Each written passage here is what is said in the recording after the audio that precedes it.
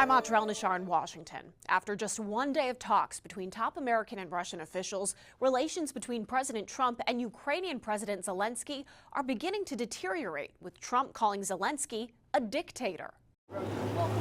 3 years of U.S. policy to make no decision about Ukraine without Ukraine has been shaken to its core in just 48 hours. A dictator without elections. Zelensky better move fast or he is not going to have a country left, President Trump wrote in a social media post Wednesday morning.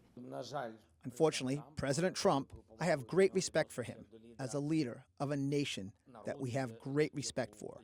The American people who always support us.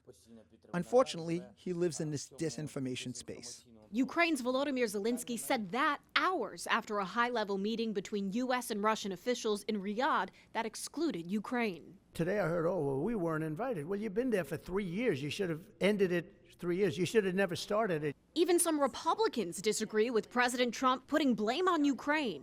It is quite clear who started the war. It was absolutely Russia at Putin's directive. Vladimir Putin is a gangster.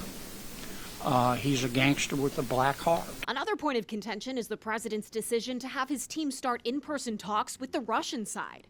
President Trump is not even engaging the NATO alliance in this conversation about the future of Ukraine.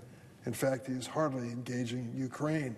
The Ukrainians are part of the conversation, but what's not happened in over 3 years is any meaningful dialogue with the Russians. Some fear the Trump administration will cater to Russia as they watch President Trump rail against how much the United States has spent on aid to Ukraine, $183 billion as of the end of fiscal year 2024. Funding Trump calls a gravy train. We're just not doing this out of the goodness of our heart. We support Ukraine because U.S. national security and our economy rely on it. President Trump is already entertaining the idea of an in-person meeting with Russian President Vladimir Putin. It would be the first for the country's leaders since Russia's 2022 invasion. When asked if he would meet with Putin before the end of this month, Trump said, probably. In Washington, I'm Atrel Nashar.